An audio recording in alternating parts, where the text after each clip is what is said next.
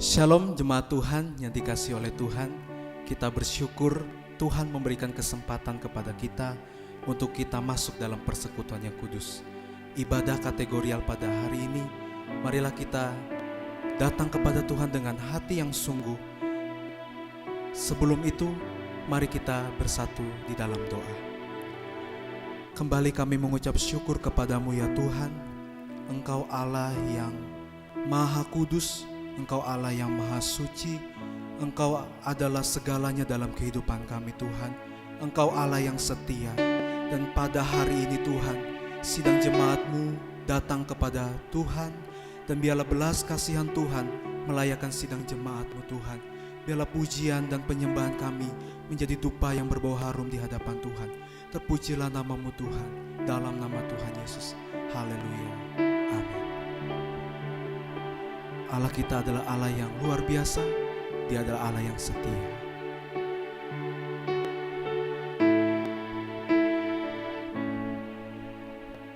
Bapa, Kau setia. Bapa, Kau mulia.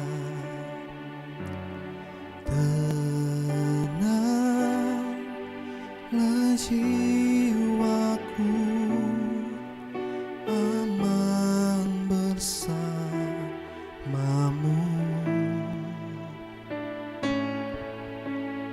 Lebih dari harta, Kaulah segalanya.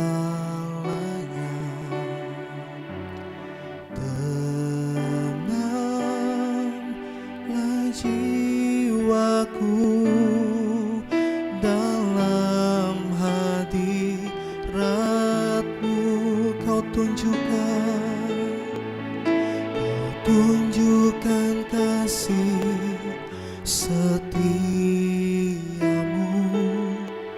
Kau menyediakan yang ku perlu.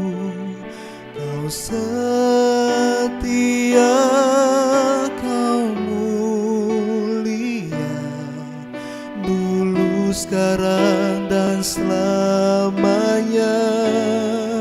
Kau tunjukkan kasih setiamu.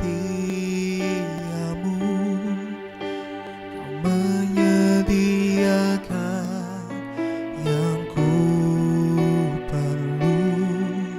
Kau setia, Kau mulia, Bapa, Kau setia.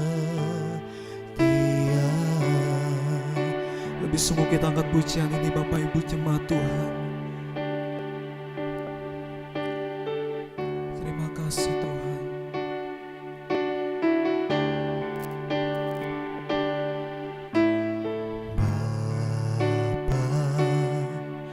Kau setia, Bapa, Kau mulia. Tenanglah jiwaku aman bersamamu. Lebih dari harta, dari harta, Kaulah segalanya. Tenanglah jiwaku dalam hadirat-Mu. Kau tunjukkan kasih setiamu. Kau menyediakan yang ku perlu. Kau setia, Kau mulia, selamanya. Kau tunjukkan kasih setiamu. Kau menyediakan yang ku perlu. Kau setia, kau mulia, dulu, sekarang, dan selamanya. Kau tunjukkan kasih setiamu. Kau menyediakan yang ku perlu. Kau setia, kau mulia, Bapa, kau setia.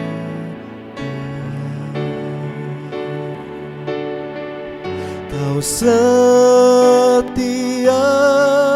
kau mulia, kau setia,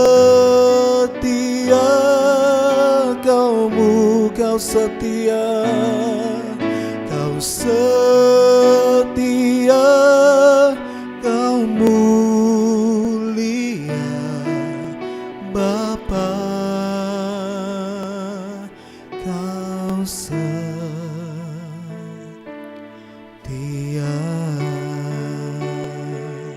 Mari kita sembah Tuhan pada hari ini. Kita bersyukur untuk kasih setianya yang tidak pernah meninggalkan Bapak Ibu Saudara.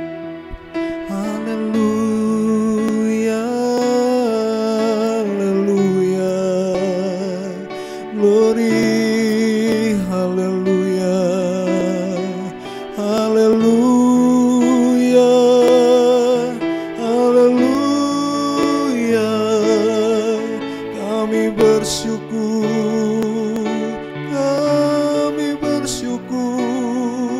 buat kasih setiamu Tuhan di dalam hidupku. Kami naikkan kehadirat-Mu. Haleluya, haleluya, haleluya, haleluya, haleluya. Tiada yang seperti-Mu Tuhan. Kami menyembah-Mu, kami tinggikan nama-Mu, kami muliakan. Haleluya, haleluya,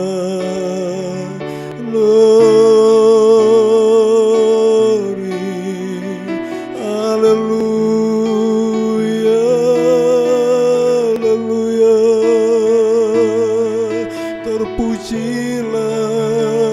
Terpujilah nama-Mu Tuhan. Kaulah segalanya dalam hidupku. Kami agungkan nama-Mu Tuhan. Haleluya, haleluya, haleluya.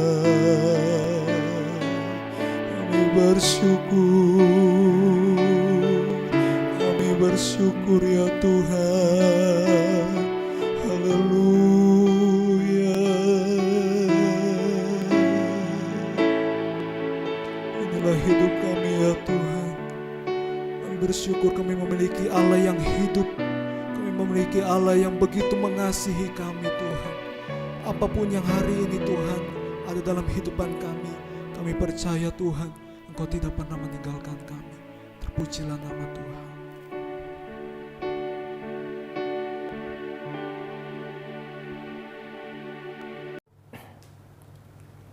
Shalom, puji Tuhan, selamat malam.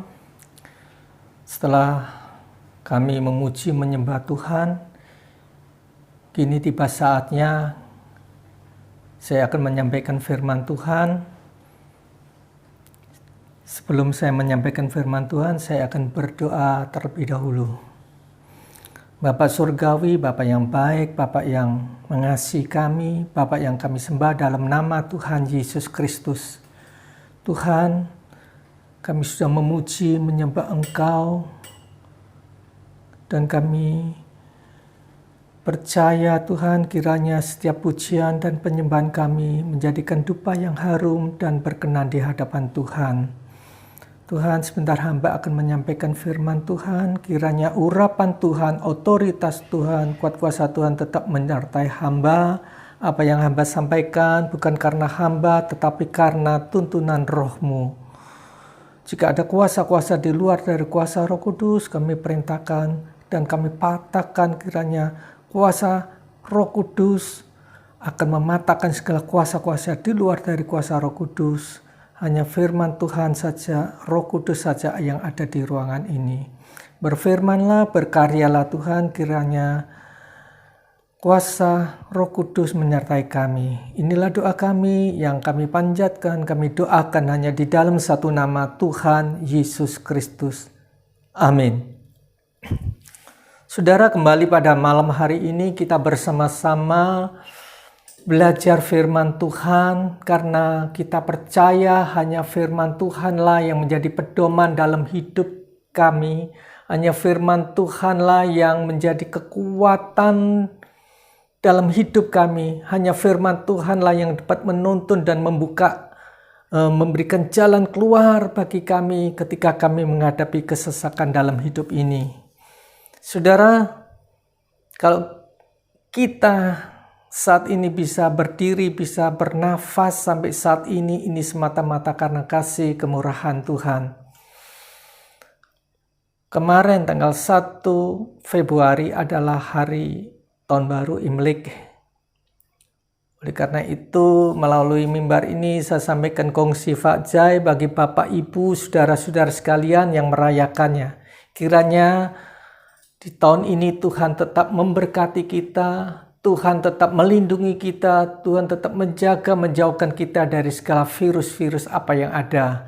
Dan kami percaya Tuhan tetap menyertai kita. Saudara, tema firman Tuhan yang hendak saya sampaikan adalah ciptaan baru. Kalau kemarin kita merayakan hari Tahun Baru Imlek, dan tema firman Tuhan adalah ciptaan baru.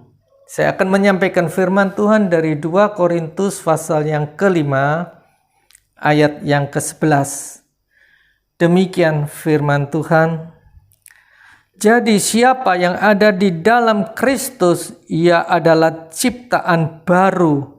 Yang lama sudah berlalu, sesungguhnya yang baru sudah datang.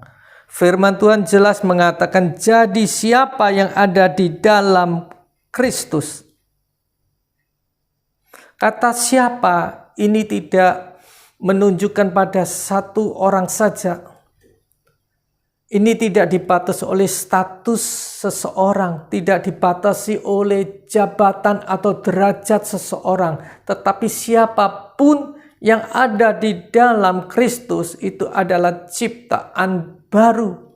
Dan dijelaskan di sini, yang lama sudah berlalu, masa-masa kelam yang lalu sudah berlalu. Tuhan tidak melihat lembaran hitammu dan lembaran hitamku. Semua masa-masa yang lalu sudah berlalu. Sesungguhnya yang baru sudah datang.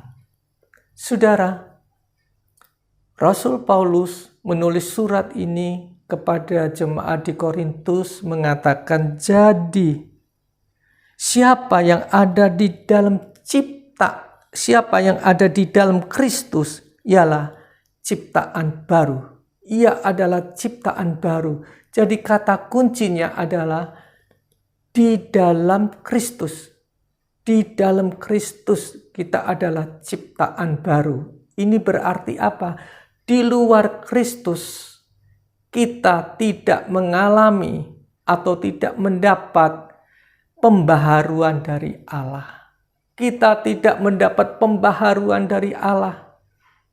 Ini berarti bahwa kita masih dalam hidup yang lama, masih di dalam hidup di bawah kutuk dosa. Dan kita tahu apa akibatnya kalau kita ada di dalam kutuk dosa, hidup di bawah kutuk dosa, maka neraka adalah bagian kita. Tetapi firman Tuhan pada malam hari ini mengatakan, siapa yang ada di dalam Kristus adalah ciptaan baru. Saudara, saya akan membaca Efesus pasal 1 ayat yang ke-11.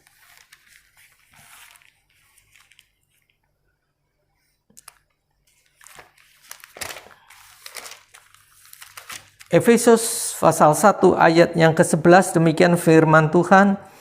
Aku katakan di dalam Kristus, sekali lagi di dalam Kristus, karena di dalam Dialah kami mendapat bagian yang dijanjikan. Kami yang dari semula ditentukan untuk menerima bagian itu sesuai dengan maksud Allah yang di dalam segala sesuatu bekerja menurut keputusan kehendaknya. Jadi di sini dikatakan, aku katakan di dalam Kristus. Coba kita perhatikan ayat ini. Kata-kata di dalam Kristus itu ada tanda petik, pembuka dan penutup. Apa artinya? Artinya di sini ada penekanan pada kata-kata ini. Di dalam Kristus itu diberi tanda petik, pembuka dan penutup. Jadi ada penekanan kata-kata di kalimat ini, di kata-kata ini. Saudara, kalau kita membaca ayat, ada kata sambung pada ayat atau kata di depannya, itu kita baca begitu saja, lalu begitu saja. Tetapi kalau ada tanda petik, artinya kita harus cermati, kita harus mengerti arti kata yang ada di dalam tanda petik. Jadi di sini dikatakan di dalam Kristus, hanya di dalam Kristus kita mendapat bagian yang dijanjikan. Kita mendapatkan bagian yang dijanjikan Allah. Nah, bagian yang dijanjikan Allah itu apa, saudara? Coba saya akan membaca di Efesus pasal yang kedua ayat yang ke-6. Dikatakan demikian. Dan di dalam Kristus Yesus, sekali lagi ditekankan, di dalam Kristus Yesus, Ia, artinya Tuhan karena huruf besar, telah membangkitkan kita juga dan memberikan tempat bersama-sama dengan Dia di surga. Jelas sekali dikatakan, dan di dalam Kristus Yesus, ditegaskan, dipertajam, di dalam Kristus Yesus Tuhan telah membangkitkan kita juga. Inilah bagian yang Tuhan janjikan bagi kita yang ada di dalam Kristus. Kita dibangkitkan. Semua orang pasti mati. Semua orang bisa tua, bisa usur, dimakan usia, dan satu kali kelak akan mati. Seperti khotbah saya minggu yang lalu, ada firman mengatakan demikian. Jika kemah tempat kediaman kami di bumi ini dibongkar, maka Tuhan akan menyediakan suatu tempat tinggal yang kekal di sana, kekal di sana yang tidak dibuat oleh tangan manusia. Firman Tuhan mengatakan, jika kemah tempat kediaman kami di bumi ini dibongkar. Apa itu kemah? Seperti khotbah saya minggu yang lalu. Kemah dan rumah itu sama-sama artinya, yaitu tempat tinggal atau tempat kita berdiam, tempat kediaman kita. Tetapi kalau rumah adalah tempat tinggal yang tetap, yang permanen. Tapi kalau kemah adalah tempat tinggal yang sementara, di mana kemah itu bisa dilepas, bisa dipindah di tempat lain, bisa dilepas, dipindah di tempat lain. Demikian juga tubuh ini adalah kemah, tempat tinggal yang sementara bagi jiwa kita. Karena apa? Satu kali kelak kemah, tempat kediaman kita akan dibongkar dan Tuhan telah menyediakan suatu tempat tinggal yang kekal di sana. Amin.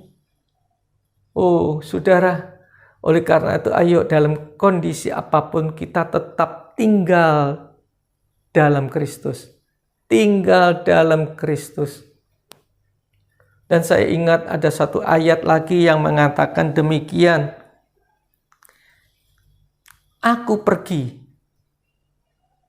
Untuk apa? Tuhan mengatakan, aku pergi untuk menyediakan tempat bagimu. Sebelum Tuhan Yesus naik ke surga, Tuhan mengatakan, aku pergi. Supaya apa? Menyediakan tempat bagimu. Karena di tempat di mana aku ada, kamu ada bersama-sama dengan aku. Ini loh janji. Janji Allah yang diberikan bagi kita yang ada tinggal di dalam Kristus. Mungkin saat ini saudara belum punya rumah sendiri, masih kontrak, masih ikut orang tua. Kalau hujan kehujanan, kalau banjir kebanjiran, bocor kebocoran. Saudara nggak usah sedih, firman Tuhan mengatakan, aku telah menyediakan suatu tempat tinggal yang kekal di sana, di mana tidak ada penderitaan dan air mata. Itu loh, asalkan kita tetap ada di dalam Kristus. Tetap berada di dalam Kristus. Amin. Apapun yang terjadi saudara, jangan tukarkan imanmu dengan hal-hal yang lain. Jangan tukarkan, jangan gantikan pengharapan saudara dengan hal-hal yang bukan Tuhan yang kita sembah. Berapa banyak anak-anak Tuhan ketika menghadapi kesesakan hidup ini, dia mulai menukarkan pengharapannya, mulai menukarkan atau menggantikan imannya dengan hal-hal yang lain. Tetapi apapun yang saudara alami, apapun yang saya alami, ayo kita tetap gandul Gusti, kita tetap di dalam Kristus. Karena kalau kita ada di dalam Kristus, kita menjadi suatu ciptaan yang baru. Amin. Yang lama sudah berlalu, nggak usah diingat-ingat masa lalu kita, masa kelam kita. Tetapi sesungguhnya yang baru sudah datang. Saudara, saya akan membaca Injil Yohanes pasal 15 ayat 5 dan 7, ayat yang nggak asing lagi. Injil Yohanes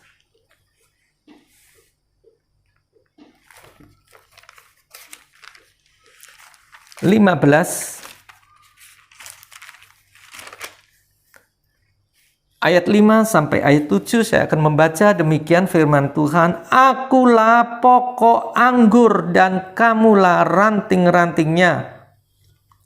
Barang siapa tinggal di dalam aku huruf besar. Barang siapa yang tinggal di dalam aku, dalam Tuhan, dan aku di dalam dia, ia berbuah banyak, sebab di luar aku kamu tidak dapat berbuat apa-apa. Barang siapa tidak tinggal di dalam aku, ia dibuang keluar seperti ranting dan menjadi kering. Kemudian dikumpulkan orang dan dicampakkan ke dalam api lalu dibakar. Ayat 7. Jikalau kamu tinggal di dalam aku dan firmanku tinggal di dalam kamu, mintalah apa saja yang kamu kehendaki dan kamu akan menerimanya. Mintalah. Saudara, jelas sekali Tuhan mengatakan, akulah pokok anggur dan kamulah ranting-rantingnya. Saudara, kalau kita melihat beberapa kali Tuhan mengatakan Aku adalah, ya, aku adalah gembala yang baik. Aku adalah pintu. Aku adalah pokok anggur yang benar. Ini menunjukkan apa? Ini adalah ego emi, artinya menunjukkan pribadi ini loh aku. Aku adalah. Di sini Tuhan mengatakan, aku adalah pokok dan kita adalah ranting-rantingnya. Saudara, mengapa ranting itu bisa hidup? Mengapa ranting itu bisa bertunas, bertumbuh, dan berbuah? Mengapa? Karena ranting ini dia menyatu dengan pokok pohonnya, menyatu menjadi satu, bukan melekat. Ada orang yang mengatakan bahwa ranting itu melekat pada pokok pohonnya. Pengertian melekat itu adalah dua bagian dilekatkan dengan satu dengan yang lain, dilekatkan. Tetapi kalau perekatnya kurang kuat, dia akan lepas dan jatuh.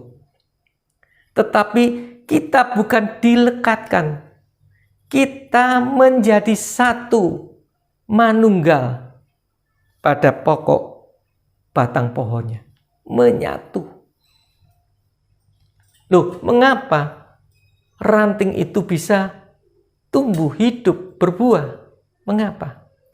Karena ranting ini menerima makanan, sari makanan dari pokok pohon ini. Ranting ini menyerap sari makanan dari pokok batang pohon ini.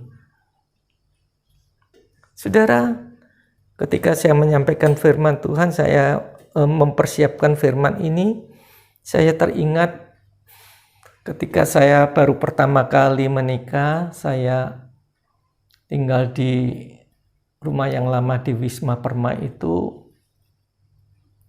Saya diberi hadiah 2 batang pohon belimbing yang masih kecil, cangkokan itu ya.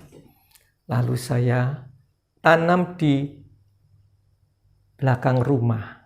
Nah, saya kan senang tanaman. Setiap hari saya sirami, saya kasih pupuk. Lewat sekian tahun, 2 tahun kemudian, pohon ini tumbuh dengan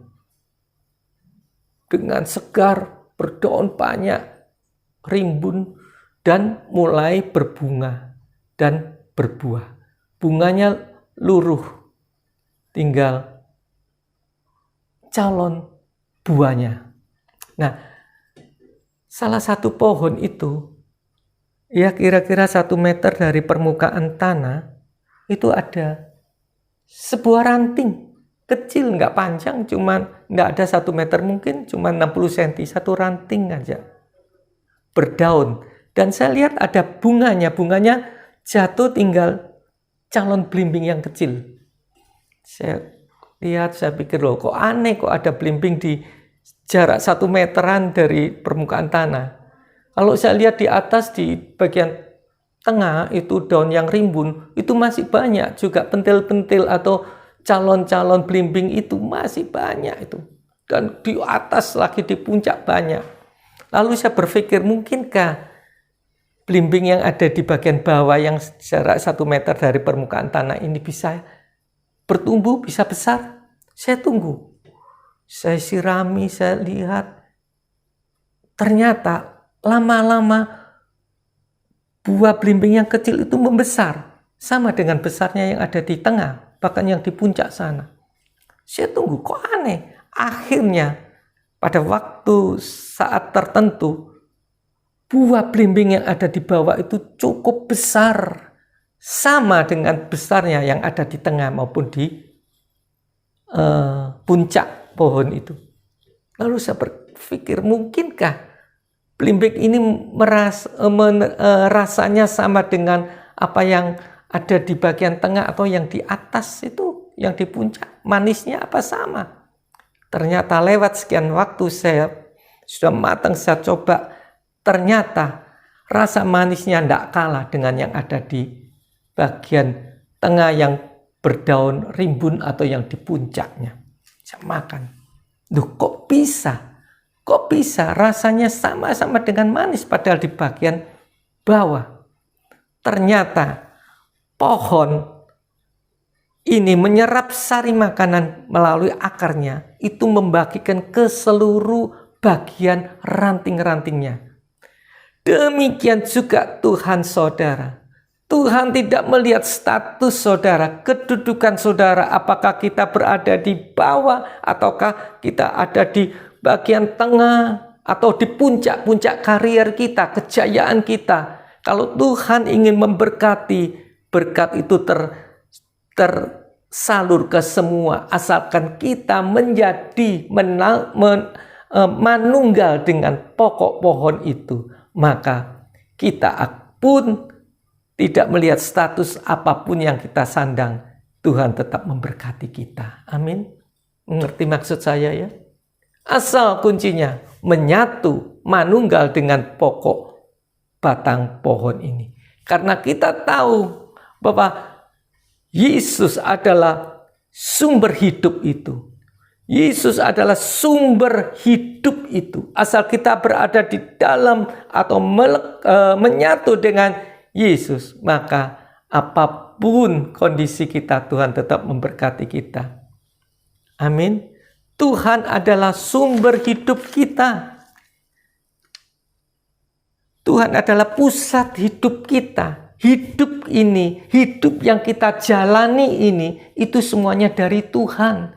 Jadi jangan ada seseorang yang membanggakan akan kekuatannya, kemampuannya, ya, kekayaannya, tetapi semuanya kalau kita bisa hidup, bisa bernafas sampai saat ini, semuanya itu dari Tuhan. Tuhanlah sumber hidup kita. Amin. Apapun yang terjadi, kita kalau berada di dalam atau menyatu dengan Tuhan, kita tetap di dalam pemeliharaan Tuhan. Amin. Inilah yang menjadi kekuatan kita, yang menjadi pengharapan kita dalam menghadapi hidup ini. Amin. Nah, sekarang pertanyaannya saudara, bagaimanakah kita bisa hidup di dalam Kristus? Bagaimanakah kita bisa hidup di dalam Kristus? Saya akan membaca dari ayat yang tidak asing lagi, Roma pasal 12 ayat 1 dan 2.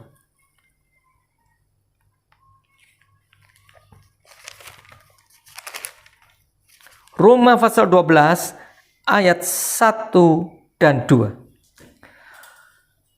Karena itu saudara-saudaraku, demi kemurahan Allah yang menasihatkan kamu supaya kamu mempersembahkan tubuhmu sebagai persembahan yang hidup, yang kudus dan yang berkenan kepada Allah. Itu adalah ibadahmu yang sejati. Janganlah kamu menjadi serupa dengan dunia ini, tetapi berubahlah oleh pembaruan budimu, sehingga kamu dapat membedakan manakah kehendak Allah, apa yang baik, yang berkenan kepada Allah, dan yang sempurna. Firman Tuhan mengatakan apa, saudara? Di sini, persembahkanlah tubuhmu sebagai persembahan yang hidup. Persembahkan hidupmu, tubuhmu. Kalau saudara dikaruniai suara emas, suara yang merdu, persembahkan itu untuk kemuliaan nama Tuhan. Apakah saudara diberi talenta sebagai pengkhotbah? Sampaikan firman Tuhan itu bukan untuk kepentingan atau kemuliaan diri sendiri, tetapi hanya untuk kemuliaan Tuhan. Amin. Persembahkanlah tubuhmu sebagai persembahan yang hidup. Itulah ibadah saudara yang sejati. Dan di ayat yang kedua jelas dikatakan, janganlah kamu menjadi serupa dengan dunia ini, tetapi berubahlah oleh pembaharuan budimu. Berubahlah oleh pembaharuan budimu. Saudara, kata berubahlah di dalam bahasa aslinya itu artinya metamorfoses. Apa itu? Dari kata metamorfoses timbul kata metamorfosa, yaitu proses berubahnya seekor ulat menjadi kepopong dan menjadi seekor kupu-kupu yang indah. Jadi kupu-kupu yang indah, kupu-kupu yang punya sayap yang bagus, itu asalnya dari seekor ulat yang menjijikkan. Ya. Kalau kita melihat kupu-kupu, banyak orang yang senang, bahkan ditaruh di figura untuk hiasan ya. Wah, dengan warna yang indah-indah, yang bagus-bagus sayapnya, ya, dielus-elus, waduh, begitu indah. Sayapmu, warnamu, ya. Saya setua ini tidak pernah melihat ada orang yang mengelus-elus itu ulat. Aduh, begitu indah bulumu, begitu gatal bulumu, nggak ada. Hanya kupu-kupu. Demikian juga kita, saudara. Di pemandangan Allah itu sebetulnya sebagai ulat yang menjijikkan, yang kotor. Tetapi kalau kita mau berubah di dalam Tuhan, maka Tuhan akan menjadikan kita sebagai kupu-kupu yang indah di pemandangan Allah. Amin. Metamorfosa itu proses perubahan ulat, seekor ulat menjadi kupu-kupu. Saudara, seekor ulat kalau sudah waktunya dia tahu, dia akan meninggalkan, dia tidak terus makan dedaunan, dia pergi ke suatu tempat yang aman. Setelah itu dia menenangkan diri, berdiam diri, dan berpuasa, tidak makan. Supaya apa? Supaya dia bisa menenangkan diri, supaya dia bisa berubah menjadi kepopong.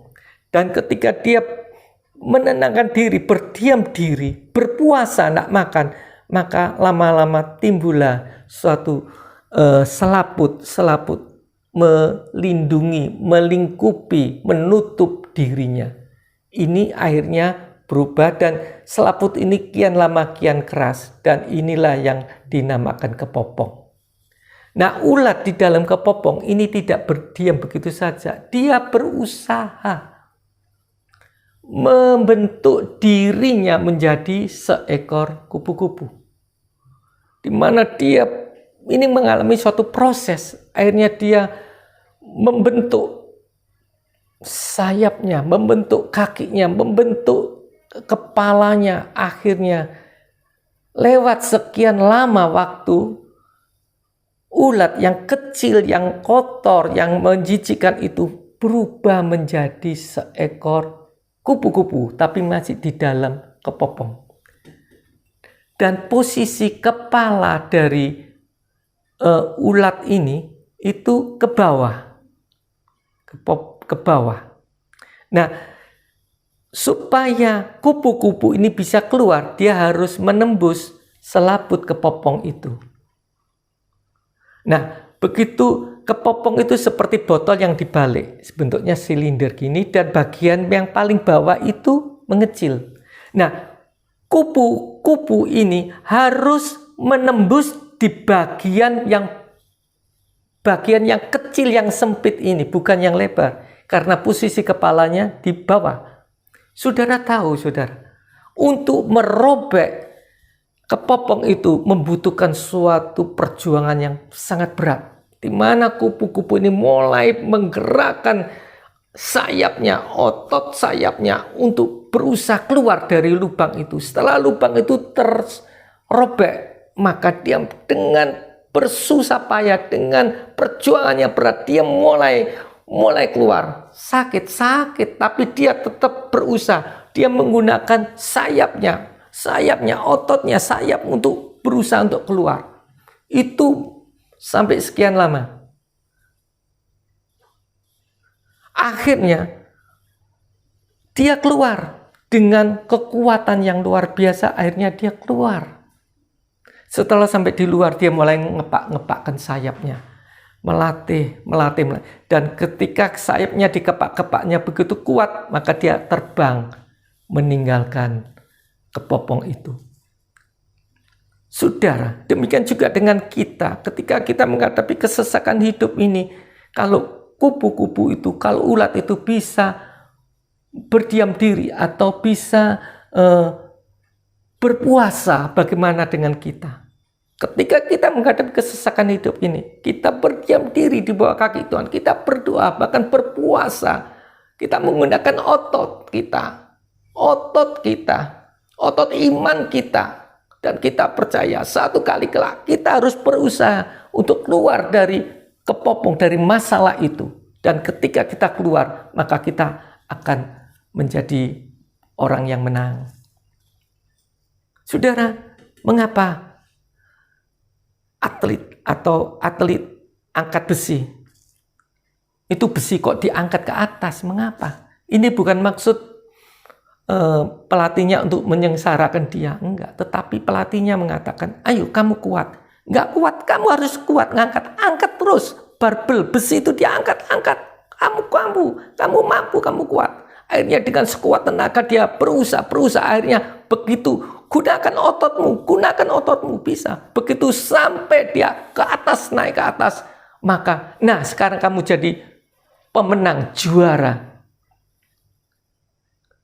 Tuhan pun menghendaki gini, ketika kita menghadapi kesesakan, ayo gunakan otot imanmu, kamu mampu, ayo kamu bisa menerobos masalahmu, seberat, serumit apapun persoalan, ayo gunakan otot imanmu, satu kali kelak kamu akan keluar, dan akan keluar sebagai pemenang, amin.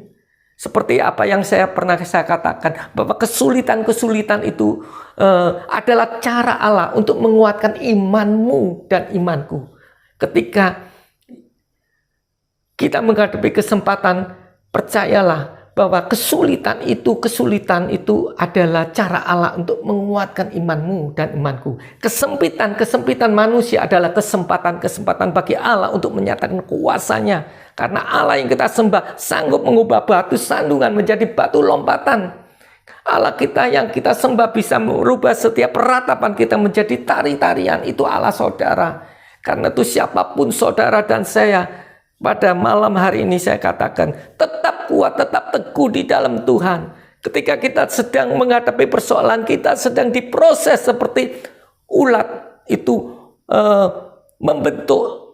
berubah menjadi seekor kupu-kupu. Itu suatu proses yang sangat menyakitkan dan dia harus keluar, menerobos itu kepopong itu. Demikian juga saudara, apapun persoalanmu, apapun masalah yang sudah saudara hadapi, seberat apapun, setebal apapun persoalanmu, percayalah, gunakan otot iman saudara untuk keluar dari masalah ini.